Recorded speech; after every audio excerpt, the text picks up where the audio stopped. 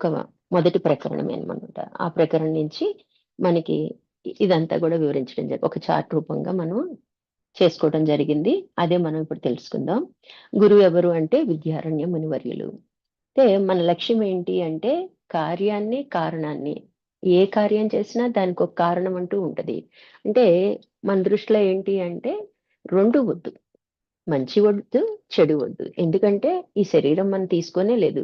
శరీరధారులకే మంచి చెడు అనేది వస్తది. కాబట్టి మనకి కారణము అవసరం లేదు, కార్యము అవసరం లేదు. అయితే ఇవి జరగకుండా ఉంటాయా అంటే జరుగుతాయి. మరి మనం ప్రారంధం తెచ్చుకున్నాం, శరీరం తెచ్చుకున్నాం గదా! కర్మ ఉంటేనే జన్మ ఉంటది. జన్మ ఉంటే కర్మల పరంపరే. కాబట్టి ఇక్కడ ఏం చేయాలి మనము? ఈ రెండిటిని మన భావనలో లేకుండా చేసుకోవాలన్నమాట. మన భావనలో జరిగేదాన్ని చూస్తా ఊరుకోవటమే. మనం సినిమా ఎలా చూస్తాము, సీరియల్స్ ఎలా చూస్తామో, మన జీవితంలో జరిగేవన్నీ కూడా కార్యకారణాలు రెండింటినీ కూడా మనము తోసిపుచ్చడం అనమాట. అయితే ఇక్కడ పై స్థితికి వచ్చేటప్పటికి మనకి ఏంటి అంటే మూల జ్ఞానం, దాని కార్యమైన ప్రపంచం. అంటే మనకి కారణం ఏంటి అంటే మూల జ్ఞానము. అంటే మూల ప్రకృతిగా చెప్పుకుంటాం అనమాట. కారణం ఏంటి? మనకు కనిపించేది ఏంటి? కార్యం ఏంటి అంటే ఈ దృశ్యమాన జగత్తంతా. మనకి కనిపించేదంతా కూడా నశ్వరమే. ఎప్పటికైనా నశించేదే మన దేహాలతో సహా అని మనకి తెలుసు. ఇక్కడ ఇలా మనం భావనలో తీసేసుకోవాలి అంటే ఒక గురువు అవసరం. ఆ గురువు కూడా సద్గురువు అన్నమాట. మరి ఆయనకి మనం సేవ చేసుకోవాలి. ఆయన మనము ఆశ్రయించాలంటేనే మనకు కొన్ని అర్హతలు ఉండాలన్నమాట. అంటే దాన్నే మనం సాధనా చతుష్టయ సంపత్తి అని చెప్పుకున్నాం. ఇది ఈ సాధనా చతుష్టయ సంపత్తి ఏంటి అంటే నిత్య వివేకము, ఇహముద్రార్థ ఫలభోగ విరాగం, సమాధి షట్క సంపత్తి, ముముక్షత్వం. ఈ ఈ 4 ఉన్న వాళ్ళకే గురువుని ఆశ్రయించడానికి అర్హత ఉందన్నమాట. అంటే మోక్షాన్ని పొందటానికి కూడా ఈ అర్హత అన్నమాట. అలాగే మనకి గురు సేవ అంటే చతుర్విధ శుశ్రూషలుగా చెప్తారు. ఏంటి అంటే అంగ, స్థాన, భావ, ఆత్మ శుశ్రూషలు. ఇవి ఉంటేనే మనం మోక్షాన్ని పొందుతాం అన్నమాట. గురువుని ఆశ్రయించాలి, శరణాగతులం అవ్వాలి, ఆశ్రయించాలంటేనే అర్హత ఉండాలి. అలాగే ఆయనకి సేవ 4 రకాలుగా చేస్తేనే మనకి ఫలితం ఉంటదన్నమాట. అట్లా మనకి అప్పుడే ఆయన చెప్పేది అర్థమైనట్టు ఉంటది గానీ, మనం అప్లై చేయగలుగుతాం అన్నమాట. అప్పుడే తత్వం మనకి బోధపడిద్దన్నమాట. అంటే అందరం వింటామండి. 1000 మంది వింటాము. 1000 మందిలో కొంతమందికే, 100 మందికే అర్థమైద్ది. ఆ 100 మందిలో ఏ ఒక్కళ్ళోనే మోక్షాన్ని పొందుతారనమాట. అలాగే భగవద్గీతలో గూడా భగవంతుడు అదే చెప్పాడు. కోటాను కోట్ల మంది వింటారు. అందులో ఎంతో కొంతమందికి అర్థమైద్ది. కొంతమందే సాధన మొదలు పెడతారు. అందులో ఒకానొకడే నన్ను చేరుకుంటాడని ఆయన చెప్పడం జరిగిందనమాట. కాబట్టి మనకి ఈ అర్హతల్ని మనం ఎంత 100% ఫుల్‌ఫిల్ చేసుకున్నట్లయితే, మనం ఖచ్చితంగా ఈ జన్మలోనే మనం మోక్షాన్ని పొందే అవకాశం ఉందన్నమాట. అయితే మనం ఏంటి తెలుసుకోవటం అంటే జ్ఞానం. జ్ఞానం అంటే తెలుసుకునే తెలివి. మనలో అందరిలో కూడా ఈ తెలుసుకునే తెలివి ఉంది. అది మనం ఎలా ఉపయోగిస్తున్నాము అంటే బాహ్య ప్రపంచాన్ని గుర్తించడానికి ఉపయోగిస్తున్నాం అన్నమాట. నిజానికి ఈ జ్ఞానం అనేది, తెలుసుకునే తెలివి అనేది చైతన్యము, ప్రకాశము, ఆత్మ ఇలా రకరకాలుగా చెప్పుకుంటాం అన్నమాట. అది ఆ చైతన్యం వేరు, పనులు వేరు. పనులంటే మనం ముందు ఆలోచన చేస్తేనే పనుల రూపంలోకి వస్తాం. కాబట్టి చైతన్యం వేరు, పనులు వేరు అన్నమాట. ఏంటి అంటే ఆ పనులు చేయటానికి, ఆ కార్యం జరగటానికి ఆధారమైనది చైతన్యం అన్నమాట. ఇట్లా మనం పనులు అన్ని కాలాల యందు, సంవత్సరాలవ్వచ్చు, యుగాలవ్వచ్చు, నెలలవ్వచ్చు, రోజులవ్వచ్చు, అన్ని కాలాల్లో జరుగుతానే ఉంటాయన్నమాట. అయితే మనకి ఈ వ్యక్తుల యొక్క 3 అవస్థలలో కూడా పనుల రూపంలో ఉన్న జ్ఞానం ఒక్కటే అన్నమాట. ఎందుకంటే అది వివిధ రకాలుగా ఉంటది గానీ, జ్ఞానం అనేది మటికి ఒకటే. ఎందుకు అంటే తెలుసుకునే తెలివి. ఇది మ్యాథ్స్ అని, ఇది సైన్స్ అని, ఇది దుప్పటని, ఇది పుస్తకమని, ఇది పెన్ అని, ఇది సెల్ అని ఇన్ని రకాలుగా తెలుసుకుంటున్నాం. కానీ తెలుసుకునే తెలివినేమంటున్నాం? జ్ఞానం అని అంటున్నాం అన్నమాట. కాబట్టి ఇక్కడ మనం వేరువేరుగా ఉన్న జ్ఞానం, వస్తువులు వేరువేరుగా ఉన్నా, తెలుసుకునేది వేరువేరుగా ఉన్నా, జ్ఞానం మటికి ఒక్కటే అన్నమాట. ఆ జ్ఞానానికే చైతన్యం అని పేరన్నమాట. ఈ జ్ఞానం అనగా చైతన్యం చేతనే జరుపబడుతుంది. మనలో తెలుసుకునే తెలివి ఏంటి అంటే ఆ చైతన్యమే అన్నమాట. ఆ చైతన్యం ఆధారంగానే మనం మనుగడ సాగిస్తున్నాం. జ్ఞానానికి అంటే ఆత్మకి ఉత్పత్తి కానీ నాశనం కానీ లేదు. ఆత్మ ఎప్పుడూ ఉంటది. అంతటా ఉంటది. ములుగుచ్చు సందు లేక వ్యాపకమై ఉంటది. కాబట్టి దానికి పుట్టడం అంటూ జరగదు, నశించడం అంటూ జరగదనమాట. ఈ పుట్టిపోయేయన్నీ కూడా ఏంటి సృష్టిలో భాగం, ప్రకృతిలో భాగం అన్నమాట.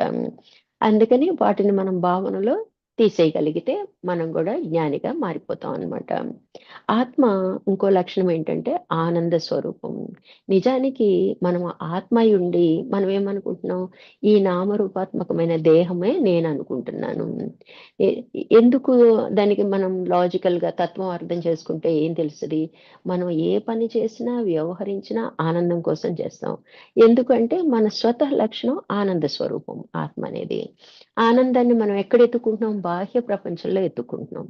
అందుకే ఏం చెప్తున్నారు మనకి గురువులు? అంతర్ముఖం అవ్వు, నిజమైన ఆనందం అంటే ఏంటో నీకు తెలుస్తుంది అని మనకి చెప్తూనే ఉన్నారు.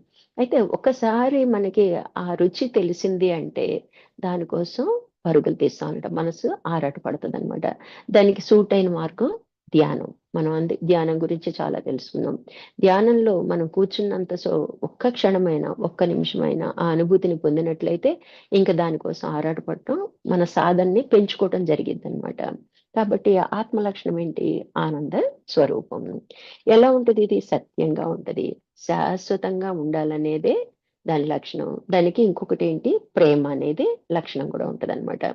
ఎప్పుడు చూడండి మనం మన కళ్ళ ముందు ఎంతమంది పోతున్నా మరణం తప్పదు ఎవరికైనా అని అంటాం కానీ మనం ఏదో శాశ్వతం అన్నట్టు అన్ని దాచేసుకుని 99 ఏళ్ళు వచ్చినా కూడా ఇంకా నేను జీవించాలనే కోరుకుంటూ ఉంటారనమాట. అంటే ఆరోగ్యంగా తిరిగినంతసేపు అలాగే కోరుకుంటాడు. మంచం మీద ఉంటే మటుకి ఇంకెప్పుడు తీసుకెళ్తావు బాబు అనుకుంటాడు. లోపల మటుకి నేను లేచి తిరిగితే బాగుండు, చేస్తే బాగుండు, ఈ ఆలోచనలు ఉండబట్టే మరొక జన్మ తీసుకుంటున్నాడు అనమాట. కాబట్టి సత్యంగా శాశ్వతంగా ఉండాలనే ప్రేమ ఈ ఆత్మకు ఉంటదన్నమాట. సచ్చిత్ ఆనందం చైతన్యం యొక్క లక్షణాలు. సత్తు సత్యమైన, చిత్తు కదలిక కారణము, ఆనందం ఆనందంగా ఉండాలనే కోరిక, ఇవి చైతన్యం యొక్క లక్షణాలు లేదా ఆత్మ యొక్క లక్షణాలు. అదే మన స్వరూపం. ఆ స్వరూపానికి మనము చేరుకునే ప్రయత్నం అనమాట. వెష్టిని దాటాలి అంటే ఈ స్వరూపానికి చేరుకోవాలన్నమాట. ఎప్పుడైతే ఈ జ్ఞానము మన ఈ సచ్చిత ఆనందం వల్ల కూడా సత్యం జ్ఞానం అనంతం అన్నమాట. అంటే ఆనందం ఘనమైపోద్ది, ఈ సత్యం అనేది జ్ఞానం అయిపోతుంది అనమాట. ఇలా ఇది పరబ్రహ్మ దగ్గర మనం నిర్ణయం పొందటం అన్నమాట. అంటే స్వస్వరూపము అంటాం అన్నమాట. ఈ ఇదంతా కూడా మనము క్రమ సాధనతో ఎదగలుగుతాం. ఆ చైతన్యమే ఆత్మ. అదే పరబ్రహ్మం. ఏదైతే చైతన్యం అంతటా ఉంది ఉంది అంటున్నామో అదే వెష్టిగా గుర్తిస్తే ఆత్మ అంటాము, సమిష్టిగా గుర్తిస్తే బ్రహ్మం అంటాము, అంతిమ లక్ష్యము పరబ్రహ్మం అంటాం అనమాట. కాబట్టి అక్కడ దాకా మనకి ఈ పదాన్నే మనం వాడుకుంటూ ఉంటాం అనమాట. ఆత్మానందం తెలియకపోవటానికి అవిద్యయే ప్రతిబంధకము. మనకి ఏది అడ్డొస్తుంది అంటే మన అజ్ఞానం అన్నమాట. అజ్ఞానము అవిద్య. మనము ఆత్మ యొక్క ఆనందాన్ని, ఆత్మని గుర్తించలేకపోతున్నాం అన్నమాట. ఆ ప్రతిబంధకాలు ప్రజ్ఞ, స్థూల, సూక్ష్మ కారణ దేహాలు. ప్రజ్ఞ మిగిలిన మూడింటిని తన ఆధీనంలోకి తీసుకుంటే అవిద్య నశిస్తుంది. అంటే మనము సాంఖ్యంలో తెలుసుకున్నాం 25వది ప్రజ్ఞ, ఆకాశంలో ఆకాశం అంటే తెలుసుకునే తెలివి. దాని ఆధీనంలోకి ఈ మూడు వెళ్ళిపోతే అంటే 24 తత్వాలతో కూడతాయి అన్నమాట. స్థూల సూక్ష్మ కారణ దేహాలన్నీ కూడా దాని ఆధీనంలో ఉంటే ఆటోమేటిక్ గా మనము గట్టెక్కేస్తాం అనమాట. ఆ విద్య అనేది నశిస్తుంది అనమాట. అవిద్యకు కారణం చిదానంద స్వరూపుడైన పరబ్రహ్మ ప్రతిబింబమైన మూల ప్రకృతి. ప్రకృతి అంటేనే త్రిగుణాత్మకం. అయితే ప్రకృతి అంటేనే త్రిగుణాలతో ఉంటది. ఇది మన అవిద్యకి కారణం ఏంటంటే ఈ ప్రకృతే. ఈ ప్రకృతి అంటే ఏంటి? ఈ సృష్టి అంతా అనమాట. అంటే సత్యం అనిపిస్తుంది, ఒక నీతి ప్రకారం నడుస్తుంది. అందుకని మనం ఏం చేస్తున్నాము? ఇది సత్యం, ఇది సత్యం అనుకుంటున్నాం అనమాట. అదే మన అజ్ఞానము, అవిద్య అనమాట. ఇది లేనిదే అని జీవించడం మొదలు పెడితే దానికి ముందు స్టెప్ మనం ఏంటి? సాక్షి సాధన అనమాట.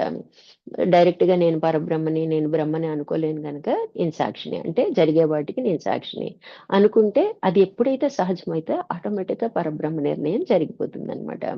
అట్లా ఈ ప్రకృతి అనేది మనకి అడ్డంకిగా ఉందన్నమాట. అవిద్యకి కారణం ఏంటమ్మా అంటే ఈ ప్రకృతి, మూల ప్రకృతి. మూల ప్రకృతి అందు త్రిగుణాలు ఉంటాయి, పని చేయవు, ఉన్నాయంతే. అయితే పై స్టెప్ లో వచ్చేటప్పటికి ఏమైంది, త్రిగుణాలు ఉన్నాయి, త్రిగుణాత్మకమే, కానీ అవి పనిచేయవు, కేవలంగా ఉంటాయి అన్నమాట.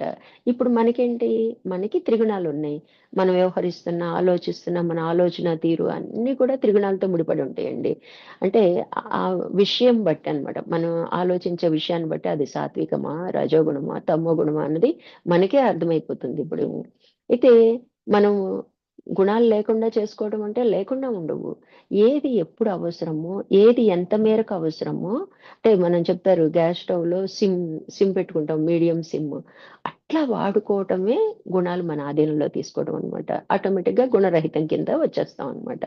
ఇట్లా మనకి గుణాలు ఉంటాయి, పని చేయవు ప్రకృతిలో అన్నమాట. కారణ రూప మూల జ్ఞానాన్ని, కార్యరూప మూల ప్రకృతిని భావనలో లేకుండా చేసుకోవాలి. అలా లక్ష్యం చేయాలి. మన భావనలోంచే తీసేయాలండి. ఈ కారణాన్ని, కార్యాన్ని కూడా. కార్యం అంతా ఏంటి, మన సృష్టి అంతా ఉందన్నమాట. కారణం ఏంటి, మూల ప్రకృతి లేదా పరబ్రహ్మం అని చెప్పుకుంటాం.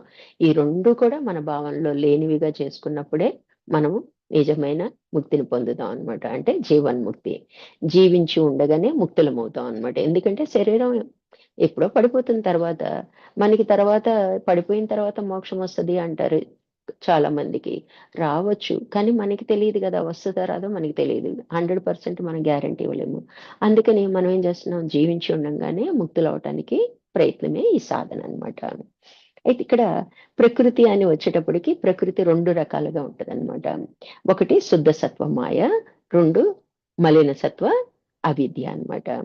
ఇక్కడ ప్రకృతన్నా, మాయన్నా, మనసన్నా అన్నీ మనకి దీని కిందకే వస్తాయన్నమాట. మాయలో ప్రతిబింబించిన బ్రహ్మము ఈశ్వరుడుగా పిలువబడుతున్నాడు. శుద్ధ సత్వం కాబట్టి అతని ఈశ్వరత్వం అన్నమాట. దేవతలు మనం చెప్పుకున్నాంగా, మాయలో సత్వగుణం ఆధారంగా దేవతలు, త్రిమూర్తులు సృష్టించబడ్డారు. అలాగే ఇక్కడ మనం బ్రహ్మం అన్నాం. సమిష్టి అంటే బ్రహ్మం అన్నమాట. ఈ ఈశ్వరుడుగా చెప్పడానికి కారణం ఏంటంటే శుద్ధ సత్వం గుణం పనిచేయటం వలన ఆయన సృష్టించబడ్డాడన్నమాట. ఆయన వ్యక్తమయ్యాడు. నిజానికి ఉన్నాడా? లేడు. సర్వజ్ఞుడు, సర్వాంతర్యామిగా పిలువబడుతున్నాడు. ఎందుకంటే ఈ సృష్టి అంతటికి అతనే ఆధారమై ఉన్నాడు. అతనే సృష్టి స్థితి లయాలకి కారకుడై ఉన్నాడు. అందుకే సర్వజ్ఞుడు. అంతా తెలిసి ఏ మూల ఎక్కడో దాక్కుని మనం ఏదో చేద్దామంటే ఎవరు చూడకపోవచ్చు మానవులు. కానీ పైవాడు చూస్తుంటాడు. ఆ విషయం మనం చాలా సార్లు అంటుంటాం అన్నమాట. ఎవరైనా తప్పు చేస్తుంటే అండ్ పైన ఒకడున్నాడు, ఆయన చూస్తూ ఉంటాడు. ఎప్పుడు నిన్ను చూస్తూనే ఉంటాడు. అంటే సర్వజ్ఞుడనమాట. అంతా తెలుసనమాట. మనకేంటి పరిమితం అనమాట. కించితజ్ఞులం అంటాం అనమాట. మన సరౌండింగ్సే తెలుసనమాట. కొద్దిగా ఎక్కువ తెలిస్తే అతను ఇంటెలిజెంట్ అలా మాట్లాడుకుంటాం అనమాట. కాబట్టి ఇక్కడ మాయలో ప్రతిబింబించిన బ్రహ్మము ఈశ్వరుడుగా పిలువబడుతున్నాడు. ఏది శుద్ధ సత్వం. ఇతను సమిష్టి కారణ శరీరాలు. అతనే అన్ని శరీరాలు అతనే గదా! సమిష్టి అంటే సమిష్టి నుంచే వెస్ట్ ఏర్పడిందనమాట. ఈ సమిష్టి కారణ శరీరాలు అంటే మనకి సూక్ష్మ శరీరం కన్నా ముందు కారణం ఉంది. ఏదో ఒక కారణం చేత ఈ కారణము, ఈ సూక్ష్మం ఏం చేసింది, స్థూలాన్ని తీసుకొని వచ్చింది బయటికి సృష్టిలోకి. కాబట్టి ఇక్కడ సమిష్టి కారణ శరీరాలు ఈశ్వరుడుగా చెప్పుకుంటాం అనమాట. మాయ కారణంగా ఈశ్వరుడు బ్రహ్మమై ఉండి ఈశ్వరుడు అనుకుంటున్నాడు. ఇతనేం చేస్తున్నాడు, ఇతను పరబ్రహ్మ అయ్యుండి నేను ఈశ్వరుణ్ణి, నేను ఈ సృష్టి స్థితి లయాలకి కారకుణ్ణి అని ఇతను అనుకుంటున్నాడు. మనం పరబ్రహ్మై మనం ఏమనుకుంటున్నాం, జీవుడు జీవుడు అనుకుంటున్నాం అనమాట. యద్భావం తద్భవతి. మనం ఏదైతే అనుకుంటామో ఆ భావనే నిజమైద్ది అనమాట. అందుకే మన పెద్దవాళ్ళు చెప్తుంటారు అనమాట, తదాస్తి దేవతలు ఉంటారు. నేను చేయలేను, సాధన అయినా సరే నా వల్ల కావట్లేదు, నేను చేయలేను అనుకోవద్దు. కొద్దిగా ప్రయత్నిద్దాం. నేను నేను ఎట్లయినా సాధిస్తాను. ఒక వర్డ్ అనేది మనకి ఎప్పుడు ఉండాలన్నమాట. ఈ జన్మలోనే ఇప్పుడు రాకపోవచ్చు, మరుక్షణంలో రావచ్చు. అట్లా ఆ థింకింగే యద్భావం తద్భవతి అన్నది 100% మనం ప్రూవ్ చేసుకోగలుగుతాం అనమాట. అదే జరిగిద్ది నిజానికి. జరిగేది జరిగిద్దండి. అదేదో మంచే అనుకోవచ్చుగా. ఎందుకనుకుంటాం? మన బలహీనతలు ఎందుకు చెప్పుకోవాలి? మన బలాలనే గుర్తు చేసుకుందాం. అట్లా మనము సాధించవచ్చనమాట. ఇక్కడ మనకి ప్రకృతి రెండో రకం ఏంటి? మలిన సత్వం మాయ. అందులో అవిద్య. మలిన సత్వ అవిద్య అంటాం. అంటే ఇక్కడేముంటాయి? తమో రజోగుణాల చేరిక ఉంటదనమాట. అవిద్యలో ప్రతిబింబించిన బ్రహ్మాన్ని జీవుడుగా పిలువబడుతున్నాడు. ఆ పరబ్రహ్మం ఏమయ్యాడు, ప్రతిబింబించాడని చెప్పుకుంటాం. అనేక గ్రంథాల్లో అనేక రకాలుగా ఉంటాయండి. ఓవరాల్ కాన్సెప్ట్ ఏంటి అంటే మాయ కారణంగా ఈ సృష్టి ఏర్పడింది అని. అందులో జగత్తుంది, జీవుడు ఉన్నాడు, ఈశ్వరుడు ఉన్నాడు. అది మెయిన్ కాన్సెప్ట్ అన్నమాట. జీవుడిగా పిలువబడుతున్నాడు. ఇతనేంటి, ఒక్క కారణ శరీరం అంటే వెష్టి కారణ శరీరం అంట. ఈశ్వరుడేమో సమిష్టి కారణ శరీరాలు, అన్నీ నాయే అంటాడు. అన్ని కారణ శరీరాలు ఆయనే, ఆయనే నడిపిస్తాడు, ఆయనే అనుభవాన్ని కోరుకున్నాడు, ఆయనే వ్యవహరిస్తాడు. అలా వెష్టికి వచ్చేటప్పటికి నేను నేను అని మన అహంకారంతో వెష్టి కారణ శరీరం అయిందనమాట. ఇందు ఇందు త్రిగుణాలు హెచ్చు తగ్గులతో, అంటే గుణాలు సత్వగుణం అనుకోండి, ప్రధానంగా సత్వగుణం ప్రధానంగా దేవతలు, రజోగుణం ప్రధానంగా మానవులు, తమగుణం ప్రధానంగా మనకి జీవాలు, జంతుజాలం అవి ఏర్పడినగా చెప్తుంటారనమాట.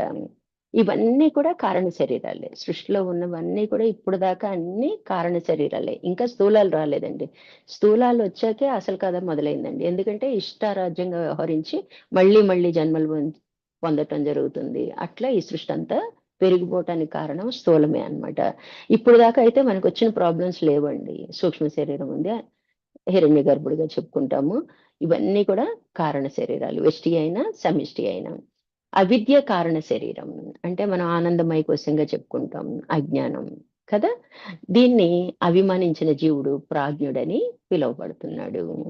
ఇటు వచ్చేటప్పటికి సమిష్టికి వచ్చేటప్పటికి ప్రాజ్ఞని కోరికపై ఈశ్వరుడు వ్యవహరించడం మొదలుపెట్టాడు. అయితే ఇక్కడ ప్రాజ్ఞుడు అనేవాడు వెష్టి కారణ శరీరం. వీడికి ఏమి తోచదు కదా, ఏదో చేసేయాలి, ఏదో అనుభవించాలని ఉంటది. అంటే ఇప్పుడు మనకి సినిమా చూడాలనిపించిందండి, మనసు కనిపించింది, మనసు వెళ్ళి సినిమా చూసి రాలేదుగా. ఈ స్థూలాన్ని ఇడ్చుకుంటూ బాగోలేదురా బాబు, నాకు ఓపిక లేదురా బాబు అన్నా సరే ఆప్సోపాలు పడితే వెళ్ళి అక్కడ కుర్చీలో కూర్చోవడమేగా, పద పద అని తరిమిద్ది అనమాట. వెళ్ళి అక్కడ కూర్చుని చూస్తాం. అంటే దాని అది భోగించటం అంటే అనుభవించడం అనమాట. అనుభవించాలి అంటే స్థూలం కావాలి. కాబట్టి ఏమైంది, ప్రాజ్ఞుడు కోరిక మేరకు ఈశ్వరుడు ఏం చేశాడు, సృష్టి చేయటం మొదలు పెట్టాడు అనమాట. అంటే దాన్ని ఏంటంటే అతని వ్యవహారం అంటాం అనమాట. మనం ఎలా విషయ వ్యవహారం చేస్తామో ఈయన సృష్టి వ్యవహారం అనమాట. ఇతడే సృష్టి బ్రహ్మ. అందరికీ సృష్టికి కారణమైన బ్రహ్మ ఇతడే. ఇతని వల్లనే విశ్వంలోని కార్యక్రమాలు, ఇక్కడి నుంచి ఇతనే అధిష్టానము, అతనే హెడ్. ఎందుకంటే అతనే సృష్టి చేశాడు, అతనే స్థితికారకుడు, అతనే లయకారకుడు. కాబట్టి అతనే హెడ్ ఆఫ్ ద డిపార్ట్మెంట్ అనమాట. అతనే అధికారి, అధిష్టానము. అందుకని అందరం ఈశ్వరా అని కోరుకుంటాం అనమాట. కష్టం వచ్చినా సుఖం వచ్చినా ఏం చేసినా చేతులెత్తి ఆయన్నే ప్రార్థిస్తుంటాం. అంతవరకు మనం బాగా అక్కడ జ్ఞానం మటుకు మనకి బాగా పనిచేస్తుందండి. ఈయనే నా కోరికలన్నీ తీర్చేవాడు అని చెప్పి. ఇట్లా పైన అంతకు ముందు ఉన్న బ్రహ్మం ఎవరు, ప్రతిబింబించి ఊరుకున్నాడు పరబ్రహ్మం. నిజంగా ప్రతిబింబించాడా, ప్రతిబింబించినట్టు అనిపించింది అనమాట.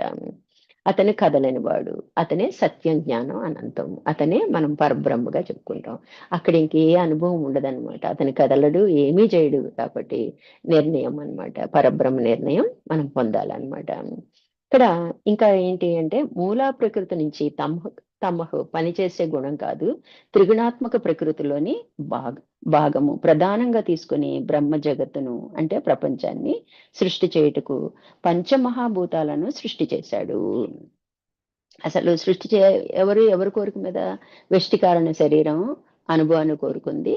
కోరుకునేటప్పటికి ఈశ్వరుడు రెడీ అయిపోయాడు, సృష్టి ప్రారంభించాడు. ఎలా ప్రారంభించాడు, మనకి త్రిగుణాత్మకమైన ప్రకృతి, అక్కడ ఏంటి త్రిగుణాలు ఉంటాయి కానీ పని చేయమని చెప్పుకున్నాం కదా. అందులోంచి సృష్టి చేయటం కోసం అతను ఏం చేశాడు అంటే పంచమహాభూతాలని సృష్టించాడు అనమాట. ఇక్కడ మహా అంటే సూక్ష్మం అనమాట. ఈ పంచమహాభూతాలలో మళ్ళీ త్రిగుణాలు ఉన్నాయి. ప్రతి దాంట్లో అక్కడ మాయ అంటేనే త్రిగుణాత్మ, అక్కడి నుంచి చివరి వరకు కూడా త్రిగుణాలు ఉంటాయి అన్నమాట. ఈ సూక్ష్మ పంచమహాభూతాల సత్వాంశం నుండి 5 జ్ఞానేంద్రియాలు, అంటే ఆకాశం నుంచి శబ్దము, వాయువు నుంచి స్పర్శ, అగ్ని నుంచి రూపం, జలము నుంచి రుచి, పృథ్వీ నుంచి గంధం, ఇవన్నీ కూడా ఈ 5ంటిని కలిపి అంతఃకరణము అన్నాం అనమాట. మళ్ళీ అది పనిచేసే విధానాన్ని బట్టి 4 భాగాలుగా విభజించారు. మనసు, బుద్ధి, చిత్తము, అహంకారము. ఇక్కడికి అర్థమవుతుందండి. సత్వాంశం నుంచి, పంచమహాభూతాల యొక్క సత్వాంశం నుంచి జ్ఞానేంద్రియాలని సృష్టి చేశాడనమాట. మనకి ఇంకా ఏం చెప్తున్నారంటే ఈ జ్ఞానేంద్రియాలు అంటే ఏంటి, శ్రవణేంద్రియము, స్పర్శేంద్రియము, నేత్రేంద్రియము, రసనేంద్రియము, జ్ఞానేంద్రియం. జ్ఞానేంద్రియము. ఈ జ్ఞానేంద్రియాల సూక్ష్మాలన్నీ శరీరంలో చెవి, చర్మం మొదలగు మాంస వికారాలు.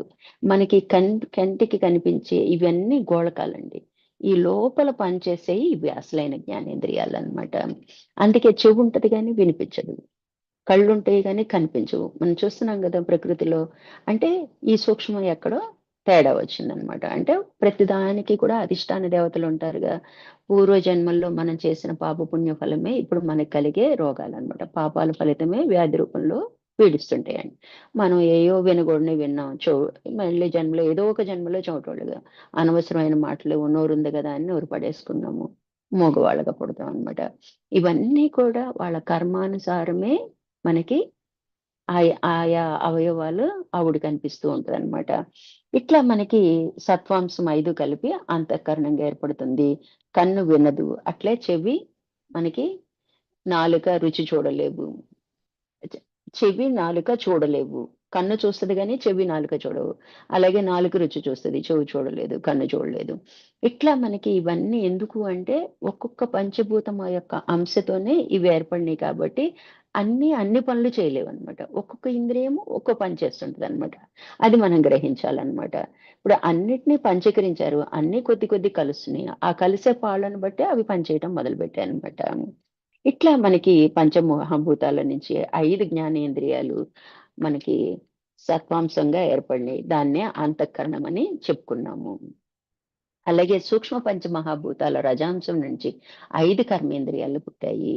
వాక్కు, పాణి, పాదము, పాయువు, ఉపస్థ అన్నీ కలిపి ప్రాణం అన్నాము. మళ్ళీ ప్రాణం ఎన్ని రకాలుగా ఉందంటే 5 రకాలు ఉంది. ప్రాణ, అపాన, సమాన, ఉదాన, వ్యాన వాయువులు. కర్మేంద్రియాలు అన్ని కలిపి ప్రాణం అంటున్నాము. జ్ఞానేంద్రియాలు అన్ని కలిపి మనము ఏమంటున్నాం అంతఃకరణం అంటున్నాము. ఇట్లా ఈ 5 జ్ఞానేంద్రియాలు, 5 కర్మేంద్రియాలు, 4 అంతఃకరణం, 5 ప్రాణాలు ఇవన్నీ కలుపుకొని 19 తత్వాల సూక్ష్మం ఏర్పడిందనమాట. ఎక్కడి నుంచి వచ్చిందో చూడండి మనం. ఒక కారణం నుంచి సూక్ష్మము, సూక్ష్మం నుంచి స్థూలానికి వస్తాం అన్నమాట. ఇవన్నీ కూడా సూక్ష్మంగా ఏర్పడుతున్నాయి. మరి జ్ఞానేంద్రియాలంటే మనం కనిపించే గోళకాలు కాదని తెలుసుకుంటున్నాంగా. లోపల అవి పనిచేసేయి అన్నమాట. ఆ తర్వాత స్థూలం ఏర్పడినాయి అన్నమాట. ఇక్కడ సూక్ష్మం ఏర్పడినది. దీని భోగ్యాల అనుభవానికే స్థూలం కావాల్సి వచ్చింది. సూక్ష్మంతో అనుభవించాలనే కోరిక ఎప్పుడు కలిగిందో దాన్ని అనుభవించాలని స్థూలం ఏర్పడింది అనమాట. సూక్ష్మానుభవానికై స్థూల సృష్టికై ప్రకృతిలోని తమ అంశము నుంచి స్థూల సృష్టి పంచమహాభూతాలను పంచీకరించాడు ఈశ్వరుడు. అయితే పంచమహాభూతాలు వేరువేరుగా తీసుకున్నప్పుడు మనకి సూక్ష్మం ఏర్పడింది. అంటే జ్ఞానేంద్రియాలు, కర్మేంద్రియాలు, ప్రాణము, అంతఃకరణం. కానీ ఇక్కడ ఈ వీటిని ఎప్పుడైతే పంచీకరించంటే ఇందులో అందులో అందులో కొన్ని పాళ్ళల్లో కలిపేశాడనమాట. కలిపేసేటప్పటికి మనకి ఇంద్రియాలు ఏర్పడినాయి అన్నమాట.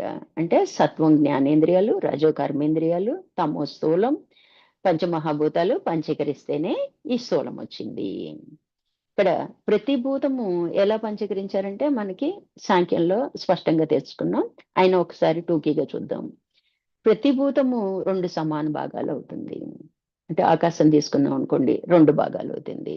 ఒక సగము ఇలా ఉంటది.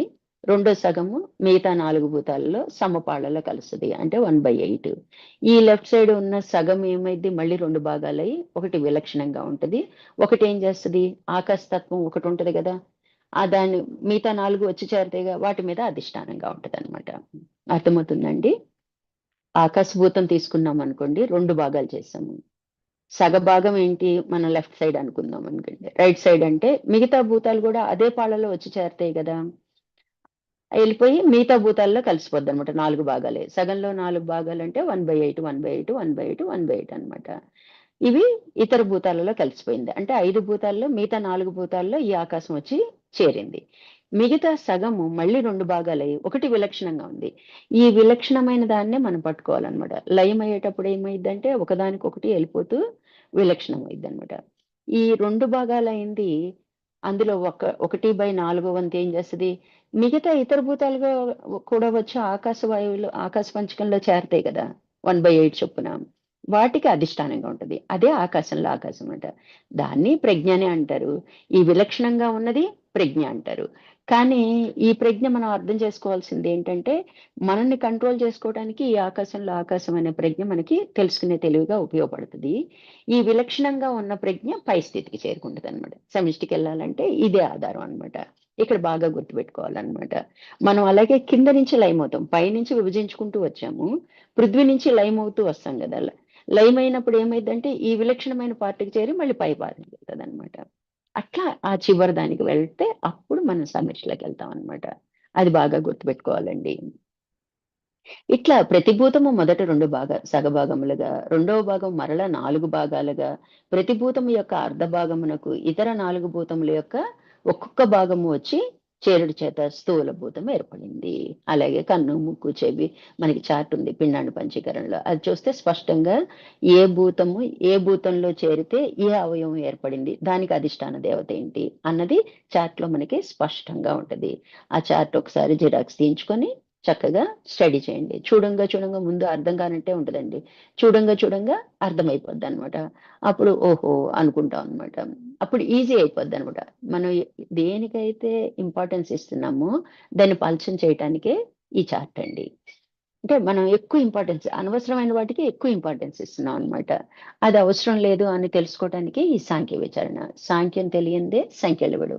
కానీ అదే మోక్షాన్నివ్వదు. జస్ట్ తెలుసు సాధనకి మనం రెడీ అవ్వటానికే అన్నమాట. ఇట్లా వీటి యందు ఆకాశము శబ్దముగా, వాయువునందు శబ్దము, స్పర్శ 2 గుణాలొచ్చాయి. అగ్ని యందు శబ్ద, స్పర్శ, రూపం 3 గుణాలొచ్చాయి. జలము నుండి శబ్ద, స్పర్శ, రూపం, రుచి 4 గుణాలొచ్చాయి. పృథ్వీ యందు శబ్ద, స్పర్శ, రూప, రసగంధాదులు అనే లక్షణాలు అంటే గుణాలు ఏర్పడ్డాయన్నమాట. ఈ మనం విషయేంద్రియాలుగా మనం చెప్పుకుంటాం అన్నమాట. ఈ స్థూల భూతములచే బ్రహ్మాండం ఏర్పడింది. ఇదొక్కటే మనం చెప్పుకునే భూమండలమే కాదండి. 14 లోకాలు ఏర్పడ్డాయన్నమాట. 7 ఊర్ధ్వలోకాలు, 7 అధోలోకాలన్నమాట. దాన్నే మనం బ్రహ్మాండంగా చెప్పుకుంటాం అన్నమాట. ఈ లోకాలందు జీవులు వారి వారి కర్మానుసారం వెళ్తారు. అయితే మరీ పాపం చేశామనుకోండి అదో గతికెళ్ళిపోతాం అన్నమాట. వెళ్ళమని గ్యారంటీ లేదు. జనరల్‌గా మనం సహజంగా ప్రకృతి ఇచ్చిన ప్రకారం మనము వ్యవహరిస్తూ వెళ్తే పరిణామమే ఉంటదన్నమాట. ఎక్కడ జీవరాశుల నుంచి మనిషిగా ఎదుగుతాం. మనిషిగా వచ్చిన తర్వాత కూడా చానా జన్మల్లో భక్తి అవన్నీ మనకి అలవడి మోక్షం వైపు దారితీస్తాయన్నమాట. అలా కాకుండా తెలిసో తెలియకో రాంగ్‌గా బిహేవ్ చేశామనుకోండి, విపరీత ధోరణి అంటాం అన్నమాట. దానివల్ల మళ్ళీ ఎళ్ళిపోయి కింద స్థాయికెళ్ళిపోయే అవకాశం ఉంటది. 14 లోకాల్లో ఎక్కడైనా తిరగొచ్చన్నమాట. అందుకని జాగ్రత్తగా ఉండాలండి. మనం ఎందుకు అంటే సంఘజీవులము అందరితో ఎవ్వరితోనూ శత్రుభావం వద్దండి. ఆహ్, అక్కడికి ఆపేయాలన్నమాట. ఈ తెగే వరకు కాకండా అంటారు చూడండి. ఏం అనవసరం లేదనమాట. అక్కడికి ఆపేసుకోవాలి. అంటే ఎవరి పట్ల శత్రువు వద్దు, ఎవరి పట్ల మిత్రత్వం వద్దనమాట. అక్కడికి అది ఆపుకోగలగాలనమాట. శత్రుభావం కలిగించాడనుకోండి, వాడు దుర్మార్గుడనుకోండి, వాడు మన మీద ఏదైనా పెట్టుకున్నాడనుకోండి, వాడెళ్ళిన లోకాలకి మనం వెళ్ళాల్సొస్తదనమాట. అందుకని సహజంగా సాధ్యమైనంత వరకు సామాన్యంగా వ్యవహరించాలనమాట. ఎవరితోనూ విశేషంగా మనకి అనుబంధం అవ్వద్దు. మనము శత్రుత్వం వద్దనమాట. అందుకే అది జాగ్రత్తగా చెప్తుంటారు స్వామివారు పదే పదే చెప్తుంటారు. అందుకని మనం వారి వారి కర్మానుసారం వెళ్ళిపోతారు. అలా అనుభవించటానికి భోగాయిత శరీరాలు ఏర్పడ్డాయి. అది జంతువులైనా స్థూలం ఏర్పడింది. మనకైనా స్థూలం ఏర్పడిందనమాట. ఆ కర్మలు అనుభవించటానికే. అలా అనుభవించటానికి ఏర్పడిన శరీరాలు పంచభూతాత్మకమే. తినే పదార్థాలు పంచభూతాత్మకమే. స్పర్శ రూప రసగంధాదులు పంచభూతాత్మకమే. గ్రహించేది, గ్రహింప చేయునది పంచభూతాలే. కాబట్టి మనకి అన్నీ పంచభూతాత్మకమే అన్నమాట. ఈ విషయం గ్రహిస్తే మనమేంటో మనకి బోధపడుతదనమాట. బ్రహ్మ, హిరణ్యగర్భ, ఈశ్వరుడు, వైశ్వానరుడు అన్ని దేహాలు నావే అంటాడనమాట. ఇక్కడికొచ్చేటప్పటికి ఏమైద్ది? ఇవన్నీ నేనే అనుకుంటాడు. ఎవరు? పరమాత్మ అన్నమాట. అంటే ఎప్పుడైతే గుర్తిచ్చి సాక్షిత్వం వస్తదో పరమాత్మగా ఉంటాడనమాట. బ్రహ్మ, ప్రాజ్ఞుడు, తైజసుడు, విశుడు ఒక్క దేహం నాదే అంటాడు. అక్కడేమో సమిష్టి స్థూల దేహాలు, సమిష్టి సూక్ష్మ దేహాలు, సమిష్టి కారణ దేహాలు. అసలు స్థితి ఏంటి? బ్రహ్మం. బ్రహ్మయ్యుండి హిరణ్యగర్భ పోస్టు, ఈశ్వరుడు పోస్టు, వైశ్వానరుడు పోస్టు అతనే తీసుకున్నాడు. అన్నీ నావే అంటాడనమాట. ఇక్కడ బ్రహ్మమయుండి నేను ప్రాజ్ఞుడిని. కారణ శరీరం వెష్టి, తైజస్సుని స్వప్నం అంటే సూక్ష్మం అనమాట. విసుడు అంటే జాగ్రత్త అవస్థ అన్నమాట. ఒక్క దేహం నాదే అన్నవాడిని ఈ పేర్లతో పిలువబడుతుంటాయి అన్నమాట. ఇట్లా మనకి ఋషులందరూ కూడా ప్రకృతి అవిద్య దగ్గరికి వచ్చేటప్పటికి అవిద్యను పోగొట్టుకోవటమే మన సాధన కదా. ఇక్కడ ఏమంటారు, ఋషులందరూ కూడా అంటే వెష్టి శరీరాలన్నీ కూడా బ్రహ్మజ్ఞానం లేని వాళ్ళే. కాబట్టి జ్ఞానం లేక సుఖభావం కోసం ఏం చేస్తూ ఉంటారండి, కర్మలు చేస్తూ ఉంటాడు. మళ్ళీ దాని వలన జన్మలు వస్తూ ఉంటాయి. భోగం కరకై కర్మ, కర్మకై జన్మ. ఇదంటే అది, పిచ్చి కుదిరితే పెళ్లి, పెళ్లి కుదిరితే పిచ్చి అని ఎలా అంటారో ఏది పోదండి, రెండు రిపీట్ అవుతానే ఉంటాయి అన్నమాట. మనం ముందు ముందు క్లాస్ లో కూడా లక్ష్యంలో చెప్పుకున్నాం. ఒకదాని మీద ఆకర్షణ వికర్షణలకి లోబడి దేహాల మీద మోహం చేత మళ్ళీ మళ్ళీ కర్మలు చేయటం, మళ్ళీ మళ్ళీ పుడుతూ చనిపోతూ జనన మరణ చక్రంలో కర్మ సిద్ధాంతానికి లోబడి, కాల సిద్ధాంతానికి లోబడి వాళ్ళు మళ్ళీ మళ్ళీ జన్మలు తీసుకుంటారు అని. అదే ఇక్కడ జరుగుతుంది అనమాట మనకి. ఇది ఇంకొద్దిగా వివరంగా అన్నమాట. జాగ్రత్తలో సూక్ష్మం తన అనుభవం స్థూలం ద్వారా అనుభవిస్తుంది. అయితే బాహ్య ప్రపంచంలో ఏది కావాలంటే అది మన ఇంద్రియాల సాయంతో మనం నెరవేర్చుకుంటాం. సూక్ష్మం అంటే ఏంటి, మనసు. స్థూలం పడుకుంటే స్వప్నం ద్వారా అనుభవిస్తుంది. అయితే నేను పడుకున్నాం అనుకోండి, ఇంకా ఏయో కోరికల పరంపర అనుకోండి. చూడండి, గమనించండి, జాగ్రత్త అవస్థలో దేని గురించి అయితే ఎక్కువ తహతా చెందుతామో స్వప్నంలో కూడా అవే వస్తాయి. ఇంకొకసారి వేరు వేరు తెలియని వస్తాయి. ఏంటంటే అంతకుముందు జన్మల్లో ఆలోచించినవి అన్నమాట. ఈ సూక్ష్మ స్వప్నంలో అనేక పదార్థాలు సృష్టి చేసుకుంటుంది. అనేక పదార్థాలు చూడండి, బాహ్యంలో మనకి చేతగాని అన్ని స్వప్నంలో నెరవేర్చుకోవచ్చు అనమాట. అంత ఒక జీవిత కాలమే నడిచిపోద్ది అనమాట స్వప్నంలో. ఎన్నో జీవితాలు నడిచిపోతుంటాయి అనమాట. త్రిపుర రహస్యం అని, అలాగే భగవత్ వచనంలో మనకి మనం అసలు ఎక్కడి నుంచి మనం ఏమంటారు దాన్ని, ఆవిరి రూపం నుంచి రజము, అట్లా ఎలా ఎన్ని జన్మలు ఎత్తామో స్టెప్ బై స్టెప్ చాలా బాగా వివరిస్తారండి. అదొకటి చదవాలి. అలాగే త్రిపుర రహస్యంలో ఒక్క క్షణకాలంలోనే ఎన్నో యుగాలు ఆ జరిగిపోతాయి అనమాట. అంటే ఇసుక రేణు అంతలోనే ఎన్నో జన్మలు, ఎన్నో మళ్ళీ చనిపోవటం, పుట్టటం, రాజ్యాలు వెళ్ళటం, ఇవన్నీ కూడా స్పష్టంగా అర్థమయ్యే రీతిగా మనకి తెలియచెప్తారండి. ఈ రెండు మటుకి బాగా చదవాలండి, బాగా అర్థమవుద్ది అనమాట మనకి. మనం ఎంత భ్రాంతిలో ఉన్నామో ఆ భ్రాంతిలోనే ఎన్ని జన్మలు గడిచిపోతాయి అన్నది కూడా ఈ స్వప్నం గురించి ఇవన్నీ కూడా స్పష్టంగా బోధపడతాయి అన్నమాట. అట్లా అనేక పదార్థాలని సృష్టి చేసుకుంటుంది ఎవరు, సూక్ష్మం. అలాగే చైతన్యుండే సృష్టి అయ్యి అందులోనే లయమవుతున్నాయి. స్వప్నంలో నీ ప్రయత్నం లేకయే స్థూలం విడుస్తున్నావు. ఎట్లా వస్తుంది అంటే దానికి మనకి బాగా అర్థమయ్యే భాష ఏంటి అంటే, మనం కూర్చున్నామండి, ఒక ఆలోచన వచ్చింది, ఇది చేసేయాలి అది చేసేయాలన్నాం. ఇంకో ఆలోచన వచ్చింది, దీనికన్నా అది బెటర్ అని, ఇది వదిలేస్తాం, వికల్పం అయిపోతుంది. అట్లాగా మనకి మనకి తెలియకుండానే స్వప్నంలో మన స్థూలం ఏం పోయింది, కట్లాగా పడుకొని నిద్రపోతుంటది. కళల్లో మటుకి చాలా రాజభోగాలు అనిపించవచ్చు, భయంకరమైన కళలు రావచ్చు అనమాట. అంటే స్థూలం లేకుండానే ఆ అనుభవాన్ని పొందేస్తుంటది. ఎప్పుడో భయంకరమైన అనుభవం వచ్చినప్పుడు ఉలిక్కిపడలేకపోవటం జరిగిందండి, లేకపోతే ఆనందిస్తూనే ఉంటాం అనమాట. అట్లా మన ప్రయత్నం లేకుండానే స్వప్నంలో మన స్థూలాన్ని వదిలేస్తున్నాము. సుషుప్తిలో ఆత్మస్ఫురణ ఉంటుంది. స్థూలం, సూక్ష్మం లేవు. అదే గాఢ నిద్రలోకి వెళ్ళేటప్పటికి సుషుప్తి అన్నాము. అప్పుడు మరి స్థూలం ఉందా, సూక్ష్మం ఉందా, ఏదీ తెలియదు కదా. కానీ జీవించి ఉన్నామంటే కారణం ఏంటి, ఆత్మతో ఉన్నాం అని అర్థం. ఎందుకని అంటే మళ్ళీ మేల్కొన్నాక హాయిగా నిద్ర పట్టిందనో ఏదో ఒక అనుభవాన్ని మనం చెప్తాం కాబట్టి ఆత్మ ఎప్పుడు ఉంది. ఎలా ఎలా రుజువు చేస్తారు మీరు, స్థూలంలో ఆత్మ ఆధారంగానే వ్యవహరిస్తున్నాము. అలాగే సూక్ష్మం స్వప్నంలో కూడా ఆత్మ ఆధారంగానే మనం కలగలగలుగుతున్నాము. సుషుప్తిలో మనకి ఏమీ తెలియకపోయినా కూడా, కట్టెలా పడున్నా కూడా మనము ఆత్మ ఉంది కాబట్టి మనం జీవించి ఉంటాం. కాబట్టి మూడు మూడు అవస్థల్లో కూడా ఆత్మ ఉంది అని మనం లాజిక్ గా తెలుసుకోగలుగుతాం అన్నమాట. స్పష్టంగా అర్థం చేసుకోగలుగుతాము. సుషుప్తిలో ఆత్మస్ఫురణ ఉంది, స్థూలం సూక్ష్మం లేవు. నీ ప్రయత్నం లేకనే అన్ని అవస్థలు యందు ఆత్మ ఉంది అని తెలుస్తుంది. మనం ఏ ప్రయత్నం చేయక్కర్లేదండి. ఇప్పుడు మన సాధనతో ఏం తెలుసుకునే ప్రయత్నం చేస్తున్నాము, ఆత్మే ఆధారమా, ఆత్మే నన్ను నడిపిస్తుంది అని ఏదో సాక్షిత్వం అని అదని నిజంగా బాగా అర్థం చేసుకోగలిగితే అన్ని దాని ఆధారంగానే నడుస్తుందని ఒక్క ముక్కతో తెలిచేయచ్చు అనమాట. అంటే అంత అంత గట్టిగా నిర్ణయం తీసుకోవాలన్నమాట. కాబట్టి అన్ని అవస్థలందు ఆత్మ ఉంది అని తెలుస్తుంది. ఈ జీవులు అనేక జన్మల పుణ్యఫలం వలన ఉద్ధరించబడతారు. ఎన్నో జన్మల్లో చేసుకున్న పుణ్యం వలన మనము ఉద్ధరించబడతాం అనమాట. ఉద్ధరించబడటం అంటే పరిణామ క్రమంలో కానీ మోక్షం రావటం కానీ మనకి అదే అన్నమాట. అట్టి జీవులు గురువు వద్ద ఆసక్తి అంటే బ్రహ్మవు నీవే తత్వమసి అనే మహావాక్యోపదేశం పొంది పంచకోశ నిరసంచే ముక్తిని పొందుతారు. మనకేం చెబితే ఎప్పుడైతే పుణ్యఫలం ఎక్కువైందో ఆటోమేటిక్ గా గురువు వ్యక్తమవుతారు. అప్పుడు ఆయన ఏం చెప్తారు, నువ్వు ఈ జీవుడు కాదమ్మా, ఆ బ్రహ్మవు నువ్వే, నీకు తెలియక ఇట్లా వ్యవహరిస్తున్నావు అని ఆ తత్వమసి ఆ తత్తే నీవు, తత్తు త్వము అసి ఆ తత్తే నీవై ఉన్నావు అని చెప్తారనమాట.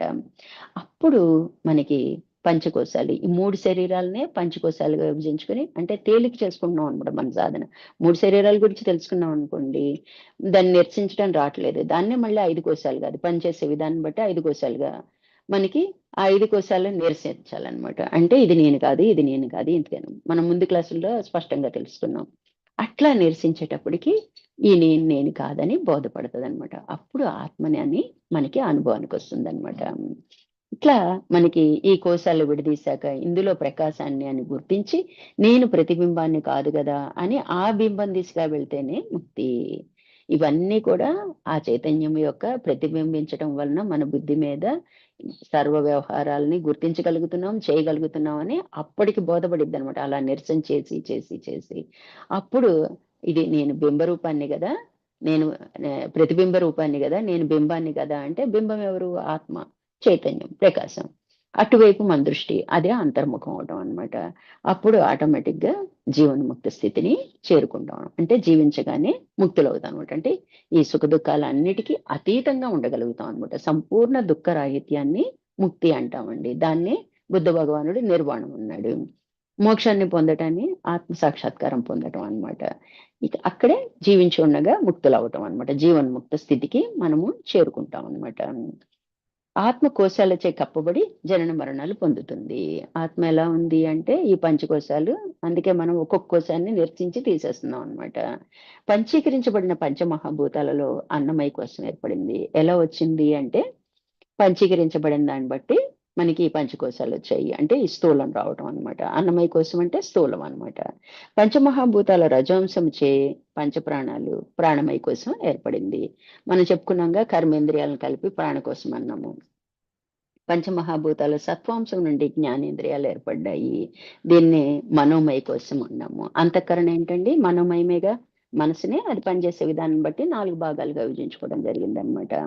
ఇదే జ్ఞానంతో కూడిన విజ్ఞానమయ కోసమైంది. దాన్ని బుద్ధి యాడ్ చేసేటప్పటికి మనకి విజ్ఞానమయ కోసమైందండి. బుద్ధి ప్లస్ జ్ఞానేంద్రియాలు కలిపితే మనకి విజ్ఞానమయ కోసం అనమాట. అక్కడే నేనన్న దాని మీద మనకి ఆసక్తి కలిగిద్ది అనమాట. బుద్ధి ఉండటం వల్లనే అర్థం చేసుకుని నిర్ణయం చేసుకుంటే మనము ఆ నేనని తెలుసుకునే ప్రయత్నం అక్కడి నుంచే స్టార్ట్ అయ్యిద్ది అనమాట. ఈ మూడిటిని సూక్ష్మం అన్నారు. అంటే అన్నమయాన్ని స్థూలం అన్నారు. కారణ శరీరం మలిన సత్వం అందు ప్రతిబింబించింది. అవిద్య అందు ప్రతిబింబించిన చైతన్యము ఆనందమయ కోసమైంది. ఆ కారణ శరీరాన్ని ఏమన్నామండి? అజ్ఞానం అన్నాం. అంటే మన నిద్ర వస్తేనే ఆనందమయ కోసం అని కూడా అంటారు. ప్రియమోద ప్రమోదాల రూపంలో ఉంటదన్నమాట. ఇది కారణ శరీరం ఏంటి అంటే అజ్ఞానమే, అవిద్యే. దాని కారణంగానే ఈ సూక్ష్మము ఈ స్థూలము వచ్చాయి. జగత్తందు ఇష్టాలు వాటికి సంబంధించిన ఆనందమయ కోసం అయితే మనకి ఆనందం కోసం వ్యవహరిస్తాం. నిజానికి నిజానందం తెలిగిపోవటం వలన ప్రపంచం మీద ఇటువైపు తిరిగిపోయాం అనమాట. ఇటువైపు తిరిగి ఆనందాన్ని వెతుక్కోవటము. అది ఎప్పటికీ తృప్తినివ్వదు చూడండి. ఆ కాసేపే తృప్తి, మళ్ళీ ఇంకేదో కావాలనిపిస్తుంది. అదే నిజానందం పొందితే ఇంకేది అక్కర్లేదు అనిపిస్తుంది అనమాట. ఇట్లా ప్రియమోద ప్రమోదాలు దీనినే కారణ శరీరం అన్నారు. ఆత్మ ఈ 5 కోశాల కంటే భిన్నమైనది. ఆత్మ పంచకోశాలతో కూడితే ఆయా కోశంగా పిలువబడుతుంది. ఆ ఆత్మ ఆధారంగానే ఆ కోశం పనిచేస్తుంటే అన్నమయ కోసమే అది అని చెప్పేసుకుంటున్నాం అనమాట. అంటే ఎంత అజ్ఞానం, ఎంత అవిద్య మనకి మనమే అనుకోవాలన్నమాట. గాఢ నిద్రలో ఆత్మ ఉందని నీవు ఒప్పుకుంటున్నావుగా, నీకు తెలియకుండానే నేనుతో కూడావు. అంటే మనకి సుషుప్తిలో ఎందుకు ఎంత కష్టంలో ఉన్నా, ఎంత దుఃఖంలో ఉన్నా, ఎన్ని సమస్యల్లో ఉన్నా, ఎన్ని అనారోగ్యంతో ఉన్నా స్లీపింగ్ పిల్స్ ఇస్తారు చూడండి డాక్టర్స్ కూడా. ఒక్క నిద్రపోయి లేస్తే ఫ్రెష్ అవుతాం. ఎందుకంటే ఆత్మ అంత శక్తినిస్తుంది అనమాట. అది స్వతహాగా ఉండదు. అప్పుడు సుషుప్తిలో అందుకే మనం ఆత్మతో కూడి ఉండటం వల్లనే కొత్త ఎనర్జీ వస్తుంది అనమాట. మనము అది మనకి తెలియకుండానే దాంతో ఉన్నాం కదా, ఆత్మతో ఉన్నాం. మరి జాగ్రత్తలో కూడా నేను ఆత్మని, ఈ వ్యవహారాన్ని నేను కాదు, ఈ నామరూపాత్మకం నేను కాదు అని ప్రయత్నించడమే సాధన కదా. అలా ఉండొచ్చు కదా. సుషుప్తిలో ఎలా అయితే ఆత్మతో ఉన్నామో తెలియకుండానే జాగ్రత్తలో తెలిసి ఉండొచ్చుగా. అదే సాధన అన్నమాట. ప్రతిదీ శరీరానికి సంబంధించిందిగా గుర్తిస్తూ పోతే ఆత్మ తెలుస్తుంది. ఏది వచ్చినా సరే, ఈ దేహం వచ్చిందంటేనే ప్రారంభవశాత్తు, దానిలో ప్రారంభం అంటేనే బోల్డ్ కర్మలు ఉంటాయి. ఏ కర్మ వచ్చినా ఈ దేహాందే, నాది కాదు, నేను ఆత్మని, ఇది నడిపించేదాన్ని, ఈ దేహాన్ని నడిపించేదాన్ని అనుకోగా అనుకోగా అనుకోగా సహజమైపోతుందండి. అట్లా సాక్షిత్వం అని పేరు అనమాట. సూక్ష్మ వివేచన వలన ఆత్మని గుర్తిస్తే 3 శరీరాలు 3 అవస్థలకు విలక్షణంగా ఉన్నానని తెలుసుకుంటే ఆత్మ ఉండే ఉంది. మన 3 శరీరాలకి సాక్షినని, అలా అంటే మన ఆలోచనలకి సాక్షి, మన జాగ్రత్త వ్యవహారానికి సాక్షి. అలాగే 3 అవస్థ జాగ్రత్త, స్వప్న, సుషుప్తుల్లో కూడా అంటే జాగ్రత్తలో 100% మనకి సాక్షిత్వం వస్తే స్వప్నానికి, సుషుప్తికి కూడా సాక్షిగా ఉంటాం. అంటే మన తెలుసుకునే తెలివి బాగా నిద్రపోతున్నాడు, లేతే ఏదో కలగంటున్నాడు, ఇవన్నీ తెలుస్తాయి అన్నమాట. అంత యాక్టివ్‌గా ఉంటదన్నమాట. అది మేల్కొనే ఉంటదన్నమాట. మన శరీరం మటికి 3 అవస్థలకి లోనవుతుంటాయి అన్నమాట. ఇప్పుడేం చేయమంటున్నారు? ఆత్మని గుర్తించామంటే ఈ మూడిటికి సాక్షిత్వం వస్తుంది. ఏదైనా ప్రయత్నమేనండి. ప్రయత్నంతోనే సాధిస్తామన్నమాట. పంచభూతాల నిరసనతో స్థూలం ఉండదు. ఈ కోశాలన్నీ ఏంటి? మనకి శరీరానికి సంబంధించినయి. కాబట్టి స్థూలం అక్కడికెళ్ళిపోతుందనమాట. సూక్ష్మాన్ని గుర్తిస్తే ఒక్కసారి 3 కోశాలు పోతాయి. ఏదండి? అన్నమయ కోశం, ప్రాణమయ కోశం, మనోమయ కోశం 3 ఒక్కసారే ఎగిరిపోతాయన్నమాట. గుణభేదం చేత, అవస్థా భేదం చేత వేరు వేరుగా ఉంటాయి 3 కోశాలు, ఒక్క శరీరము. అది వ్యవహరించే తీరును బట్టి వేరు వేరు అనుకుంటున్నాం. ఇప్పుడు అంతఃకరణ మనసు ఒక్కటే అయితే మనం బుద్ధి, చిత్తము, అహంకారం అని అది వ్యవహరించే తీరును బట్టేగా మనం వేరు వేరుగా అనుకుంటున్నాం. అలాగే దేహం కూడా అన్నమాట. ఆ గుణభేదంతోనే రకరకాలుగా వ్యవహరిస్తుందే కానీ నిజానికి ఇది నేను కాదు, నేను ఆత్మని అని మనం తెలుసుకోవాలన్నమాట. ఆత్మతో కూడి ఉన్న అనే స్పృహ ఉంటే స్వప్నంలో స్థూలం లేదుగా. నిజంగా ఆ ఇంటెన్షన్ ఉంటే అండి, మనం ఏదైతే ఎక్కువ ఆలోచిస్తామో అదే స్వప్నానికి దారితీస్తుంది కాబట్టి స్థూలం లేకపోయినా వ్యవహరిస్తుందిగా సూక్ష్మం అన్నది వచ్చినప్పుడు స్థూలాన్ని వదిలేయగలుగుతాం అన్నమాట. మళ్ళీ జాగ్రత్తలోకి వచ్చినప్పుడు మనకి అవంతా లేనివేగా అంటే సూక్ష్మం లేనిదేగా అని మనకి దాన్నైతే మనం ముందే నిరసించేస్తాం. అలాగే మనము ఇది లేనిదేగా అని అనుకోగలిగితే మనం వెంటనే రిజల్ట్ పొందుతాం అన్నమాట. ఆత్మతో కూడి ఉన్న అనే స్పృహ ఉంటే స్వప్నంలో స్థూలం లేదుగా. అదే సాక్షిత్వం అన్నమాట ఇక్కడ. సుషుప్తి యందు స్థూల సూక్ష్మం ఉండటం లేదుగా. మరి ఈ స్థూలం కనిపిస్తుందిగా, మనకి ఉంది గదా అనుకోటానికి గాఢ నిద్రలోకెళ్ళాక ఎవరైనా తీసుకెళ్ళి ఎక్కడ పడేసినా, ఏం చేసినా మనకి ఏమీ స్పృహ తెలీదు. అంతటి గాఢత పొందుంటాం గదా. అంటే 2 లేవు కదా సుషుప్తికెళ్ళేటప్పటికి. స్థూలము లేదు, సూక్ష్మం లేదు. అంతే గదా. అట్లా మనము విచారణ చేయాలన్నమాట. గుర్తిస్తున్నావుగా, ఆత్మ ఉన్నదని గుర్తిస్తున్నావుగా, అదే సమాధిలో ప్రయత్నం చేయాలన్నమాట. మనం ఎందుకు సమాధి స్థితికి చేరుకోవాలి అంటే, ఉంటాము మనం. మన మనసు మట్టికి అంతర్ముఖం అయిపోద్ది. ఫస్ట్ ఏకలక్ష్యం మీద ఉంటది. ఆ తర్వాత ఒకటొకటి ముందు బాహ్యంగా వినిపిస్తాయి, కనిపిస్తాయి. ఆ తర్వాత అవి కూడా లేకుండా ఉంటాయి. షడ్విధ సమాధి స్థితులు ఉంటాయి గదా. అట్లా అట్లా చివరకొచ్చేటప్పటికి నిర్వికల్ప సమాధి. ఏదీ లేదు, ఉన్నది ఒక్కటే అన్న బోధకి వచ్చేస్తదన్నమాట. ఇక్కడ ఏం చెప్తున్నారు? సుషుప్తి యందు స్థూలం, సూక్ష్మం ఉండటం లేదుగా.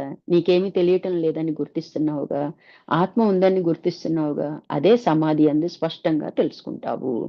సమాధిలో ఉన్నప్పుడు తల వాలిపోయిందనుకోండి, పక్కకు వాలినా, వెనక్కి వాలినా, ముందుకు వాలినా అది నిద్రలోకి వెళ్ళిపోయామని అర్థం అనమాట. నిద్ర ఒకటి పెద్ద ప్రతిబంధకం అండి ధ్యానానికి. అందుకని ఎప్పుడు మెలకువగా ఉండాలన్నమాట. కాసేపు బాగా నిద్ర వస్తుంది అనిపించినప్పుడు అటు ఇటు 4 సార్లు తిరిగేసి మళ్ళీ వచ్చి కూర్చోవాలన్నమాట. నిద్ర వస్తుంది కదా అని మానేసి వెళ్ళి పడుకోకూడదన్నమాట. ఆత్మస్మరణం ఉంటుంది. తల వాలకుండా మనం ధ్యానం చేసినట్లయితే ఒక అలౌకికమైన ఆనందాన్ని మనం అనుభవిస్తామండి. ఆ రుచి తెలిసిందంటే నిరంతరం అదే చేయాలని తపన పడుతుంటాం అన్నమాట.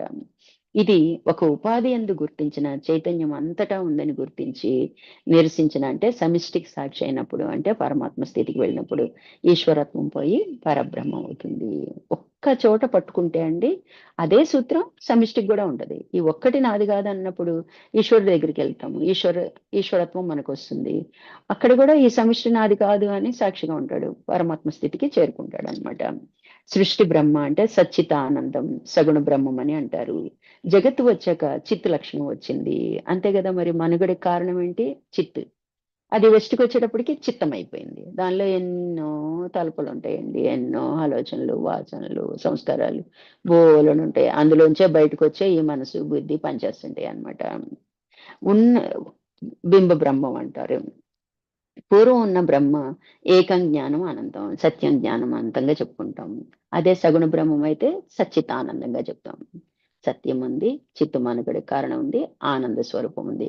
ఇక్కడికి వచ్చేటప్పటికి అనంతం అయిపోయింది, ఆనందము ఘనమైపోయింది అనమాట. ఘనమయ్యేటప్పటికి అనంతంగా ఉంటది అనమాట, జ్ఞానంగా మారిపోతుంది. అలాగే ఏకం అనేది ఉన్నది ఒకటే సత్యం అని మనకి తెలిసిపోతుంది అనమాట. మూల ప్రకృతిలో ప్రతిబింబించిన బ్రహ్మము నిమిత్త కారణమైతే తమ ప్రధానమైన ప్రకృతిని తీసుకుని సృష్టి కారణమైన బ్రహ్మము కార్యము ఒకటే. మూల ప్రకృతిలో ఉన్నది ఒకటైతే అలాగే కార్యరూపం తీసుకొచ్చింది కూడా ఒకటే అని గుర్తిస్తాం. ఎప్పుడు గుర్తిస్తాం? ఇక్కడ గుర్తిస్తాం అనమాట. ఒకటే అద్వైతం అన్నారు, ఉన్నది ఒకటే బ్రహ్మం అన్నాం. మరి ఇన్ని రకాలుగా బ్రహ్మం చెప్పుకుంటున్నాం ఏంటి అంటే దానికి బెస్ట్ ఎగ్జాంపుల్ ఏం చెప్తున్నారంటే సాలెపురుగు. తనలోంచి రసంతోనే తనే అల్లుకుంటది గూడు. అలాగే మన స్వప్నం, మనం ఒక్కళ్ళమే ఉంటాం, లోపల అనేకాన్ని క్రియేట్ చేసుకుంటది. మనం పిరికోళ్ళం అనుకోండి, అంతమందితోనూ ఫైట్ చేసినట్టు క్రియేట్ చేసుకుంటది. అట్లా రకరకాల స్వప్నాలు మనకు రోజు వస్తూనే ఉంటాయి కదా. అంటే నేను ఒక్కడనే కదా ఉన్నాను, కానీ నాకు ఎన్ని స్వప్నాలు వస్తున్నాయి అంటే అనేకం సృష్టించుకుంటున్నాను కదా. సాలిపురుగా అంతే కదా. అలాగే ఉన్నది ఒకటే బ్రహ్మం అయితే ఇన్ని రకాలుగా తోచుచున్నది, మాయ కారణంగా లేకనే ఉన్నట్లు అనిపిస్తుంది. అదే అద్వైతం. రెండోది లేనే లేదు. ఇక్కడికైతే బాగా తెలుస్తుంది కదండి. జీవాత్మ అంటే త్వం, వేదాంత మహావాక్యాల ద్వారా ఆ తత్ అంటే సృష్టికి పూర్వం అయినాడు. ఎప్పుడైతే ఇది తెలుసుకుంటాడో పూర్వం ఎవరున్నారు? పరబ్రహ్మం ఉన్నారు, ఆయనే నేను అని నిర్ణయానికి వచ్చేస్తాడనమాట. ఒకే ప్రకాశం ఇలా ఏర్పడి జీవేశ్వర జగత్ అయినాయి. ఈ మూడు ఉపాధులు తొలగించిన పరబ్రహ్మమే. ఎప్పుడైతే ఈ ఉపాధులు అంటే వెష్టిగా సమిష్టిగా రెండు లేనివే అని ఎప్పుడైతే నిర్ణయానికి వస్తామో పరబ్రహ్మ నిర్ణయం జరిగిపోతుంది అనమాట. పరమాత్మ, జీవాత్మ, మాయ, అవిద్య తొలగిస్తే భేదరహిత పరబ్రహ్మము. అందుకే భేద భావం ఉండకూడదండి. మనకి ఎప్పుడు కూడా మన మొదటి నుంచి వెస్ట్ నుంచి మనం తొలగించుకోవాల్సింది ఏంటంటే భేద దృష్టి తొలగించుకోవాలి. పైకి ఆ సందర్భానుసారం మాట్లాడినా లోపల మటుకి ఆ ఇంటెన్షన్ ఉండకూడదు అనమాట. బ్రహ్మం తప్ప మరొకటి లేదని తెలిసిన ఉద్ధాన అవస్థ యందు రెండవది ఊహాపోహలు ఉండవు. అంటే సమాధి అని, అమనస్కమని, ఆత్మ అని అంటారు. ఈ మనసుని అమనస్కం చేయటం అనమాట. అంటే వేరొక ఆలోచన లేకుండా వ్యవహరిస్తున్నా, చేస్తున్నా, మాట్లాడుతున్నా, ఏమున్నా లోపల ఎలా ఉంటది? నేను ఇదే, నేను ఆత్మనే అన్న భావం ఉండాలన్నమాట. సమాధి దీర్ఘకాల అభ్యాసం. ఇది వాళ్ళు విన్నాం కదా, ఇప్పటికిప్పుడు నేను అయిపోతాను అంటే అయిపోలేనండి. దీర్ఘకాలిక అభ్యాసం అనమాట. చేయగా చేయగా చేయగా ఒకానొక టైం రెప్పపాటులో మనకి ఆ మోక్షం అనేది వచ్చేస్తుంది. ఆ రెప్పపాటు కోసమే ఇంత ఇంత సత్సంగమైన మన ఇంత సాధన రోజుల తరబడి సంవత్సరాల తరబడి చేస్తున్నామన్నా ఆ దీర్ఘకాలిక అభ్యాసం అనేది మనకి అవసరం అనమాట. నిరంతర ప్రయత్నం వల్లనే సమాధి వస్తుంది. అదే సిద్ధి, అదృష్టం అనే పుణ్యఫలం వలన వస్తుంది. మనకి ఎలా వస్తుంది? మనం చేసుకున్న పుణ్యమే మనల్ని తీసుకువెళ్తుంది అనమాట. గత జన్మలుగా స్వరూపం కోసం చేస్తున్న ప్రయత్నమే మనం, ఆ ప్రయత్నం వల్లనే మనకి ఇప్పుడు కలిగిద్ది అనమాట. ఈ జన్మలో ఎన్నో జన్మల నుంచి ఈ చదువుతాం, గుడికి వెళ్ళినప్పుడు 4 వాక్యాలు ఉంటాం, బాగున్నట్టు అనిపిస్తుంది, ఇంకేదో పుస్తకం తీస్తాము, వేరే చదవద్దు అవదు, గ్రంథాలు చదువుతూ ఉంటాం. అనుకోకుండా మన అర్హత రాగానే మన గురువు గారు వస్తారు, మనకి ఆటోమేటిక్గా ఇది అశాశ్వతం అలాంటివన్నీ తెలిసినప్పటికీ మనం నమ్మలేమండి. కానీ ఎప్పుడైతే పుణ్యకార్యాలు చేయటం మొదలు పెడతామో మనకి స్థిరపడతా ఉంటుంది అనమాట. అట్లా ఎన్నో జన్మలుగా మనం ఈ ప్రయత్నం చేతనే ఈ జన్మలో మనం మోక్షాన్ని పొందుతాం. ఇంత స్పష్టంగా తెలుసుకుంటున్నాం అంటే ఖచ్చితంగా మోక్షాన్ని పొందుతాం అనమాట. పాప పుణ్యాలు రెండూ నశిస్తాయి, రెండూ అవసరం లేదు మనకి. ఎందుకంటే ఆ జీవుడికే కావాలి. పాపం అనేది పుణ్యం అనేది మనకి లేదు, ఆత్మకి ఏదీ లేదు, ఏదీ అంటించుకోదు అనమాట. కర్మలు నశించే స్థితి నిర్వికల్ప స్థితి. అంటే ఇంకా కదిలే స్థితి ఉండదు, కేవల కుంభకం అంటాం కదా, ఆ స్థితికి చేరుకుంటాం అన్నమాట. బయలుని దర్శించిన వాడు ఎరుకతో కూడాడు ఎప్పటికీ. ఒక్కసారి ఇది ఎరుకని, ఇది లేనిది అనుకున్నప్పుడు, బయలుని దర్శించినప్పుడు, అంటే మనం అశరీర గురువులు, అచల గురువులు అని నిన్న లక్ష్యంలో చెప్పుకున్నాం, ఆ బయలుని వాళ్ళే దర్శింపజేస్తారనమాట. ఇంకెప్పటికీ కూడా ఎరుకతో కూడాడు అనమాట. స్వరూప జ్ఞాని ఇతడే జీవన్ముక్తుడు, ఇతడే విదేహముక్తుడు, అదే అపరోక్షానుభూతి. సత్యం, జ్ఞానం, అనంతం లక్షణాలు మనకి తెలుస్తాయి. ఇప్పుడు మనం చదువుకుంటున్నాయి అయ్యే అనుభవానికి వస్తాయి అన్నమాట. ఏదైతే చదువుకుంటున్నామో అవన్నీ మన అనుభవానికి రావటాన్ని అపరోక్షానుభూతి అంటారనమాట. అక్కడికి మన లక్ష్యం అండి, అక్కడికి మనం చేరుకోవాలండి. ఇది మన లక్ష్యం. ఇంత వివరంగా మనకి తెలియచెప్పారు. మరి ఇంకా సాధన అనేది మనం స్పీడప్ చేయాలన్నమాట. హరి ఓం అండి.